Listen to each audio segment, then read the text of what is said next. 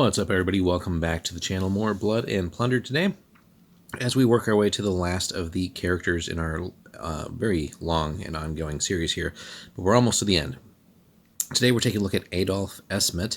Interesting character, interesting history there, but it's a 25-pointer, so breaking the tradition here of these unaligned characters where they're all 30, he is actually a 25-pointer and is specific to the Danish militia. So 25 points, still kind of up there on some of the scale for some of the characters, but let's see what we get for that investment. He's a pretty bare bones special character, but that doesn't mean he's bad, but let's see what we get. So he's got the brace of pistols and the standard melee weapon, so no complaints there. And for 25 points, we're getting the very good 12-inch command range, but also the all-important third command point. Now, if he had only had the 2 command points, I'd say he probably wouldn't be worth it, right? But having 3 is, fantastic, right? That's like the gold standard that we want from a character. And then here's the weird part, though. So he only has one special rule, and that's cunning. And really, it's almost a shock to see a special character that doesn't have inspiring, or really just anything else, right? So it's literally one special rule. No force modifications or anything else. It's literally just cunning. So not going to be an overly long video. Cunning, again, just as a reminder, we don't see it too often, but basically when his unit falls back as a result of becoming shaken, it may move 5 instead of 4, which helps break off contact from dealing with the enemy. Now, that being said, Danish militia is an okay list for sure. We've covered that. A lot of cool stuff we can do with that and fit him in with that.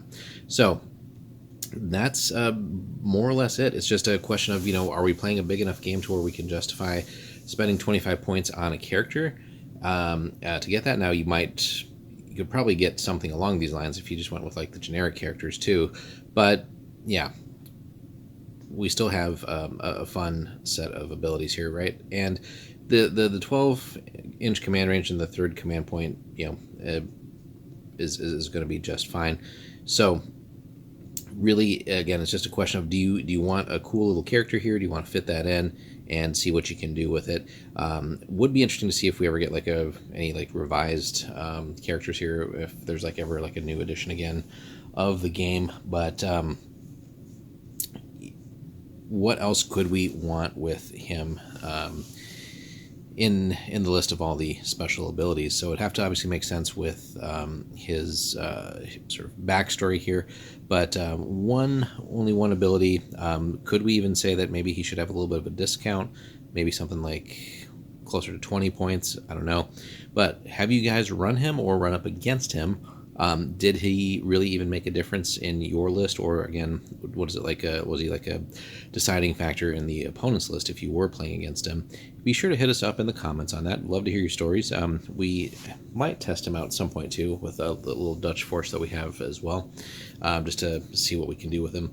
But be eager to hear about that from you guys. So hit us up in the comments, like and subscribe. We'll have more Blood and Plunder for you very soon. We're going to wrap this up with the last character, Sven Svensson, and then move on to some other Blood and Plunder projects for you guys, and then actually get into a how-to series as well. So plenty of cool things coming up, especially leading up to Adepticon for 2026. So thanks so much for watching, guys, and we'll see you in the next one.